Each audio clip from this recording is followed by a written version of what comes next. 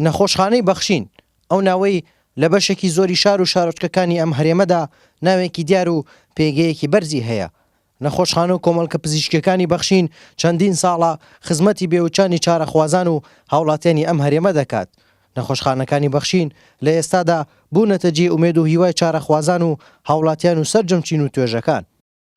ڕاستی کۆمەڵگەی پزیشکی بەخشینێکێکە لەو کۆمەڵگە پزیشکانی کە هاوکارێکی زۆر خەڵکی کەم درامەت و ئەوانەی کە باری دارایەن باش نییە هاوکارێکی زۆر باشیان ئەکەن لە ڕووی داراییەوە، هەروەها کارمەندەکانیشی زۆر بەڕێز و محتەرم و ڕێک و پێکن بەخشین بە هەموو شارەکانیەوە. بووەتە هۆکاری ئەوەی وەکو چەترێک و قەڵخانێک بۆتە هۆکاری ئەوەی کە فەقیر لە ژێریدا بحەسێت وەکو دارێکی لێ هاتووە. سوپاس بەخوای گەورە کەسانی باش محتەرەم ڕێک و پێک.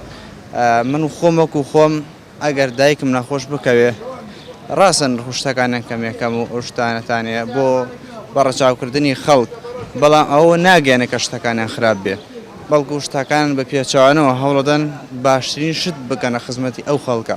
من وەکو خۆم دایکم نەخۆش بێ یا خۆم نەخۆش بێ سەردانی کۆمەڵگەی پزیشکی بەخشینەکەم و زۆر لێیان ڕازیم و خی گەورە سەرکەوتویان بکە یاخوا.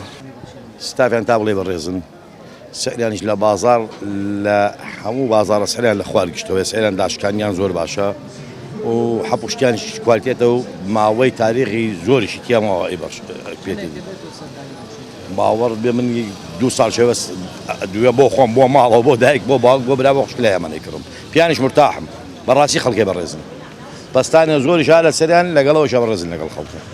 هەر دەرمان لای ئەمان کریمە بە 4000 کریمە بە 6000 نەفس دەرمان 6 لێم کڕۆمان بە 4000 نەفس کوالیتێتیش هەموو شتێکیان دەسەکەوێت نێش بێ ئێژن بۆ دەێرین ڕقە مامەلێ باری بێرم. ینی بەڕاستی من پیان مرتاحم و خەڵکی زۆری پیانکرد مرتاح نەبنەوە خەڵکە قڵەواڵغی لە سەریان دروست ناکەن. ئەوەی نەخۆشخانە و کۆمەڵگە پزیشکیەکانی بەخشینی پێدەناسرێتەوە بەرزی کواڵەتی و گونجاوی نرخ و ستافە ماندوو نەناسەکانێتی کە هەموو کات لە خزمەت هاوڵاتیاندان بەبێ جیاوازی.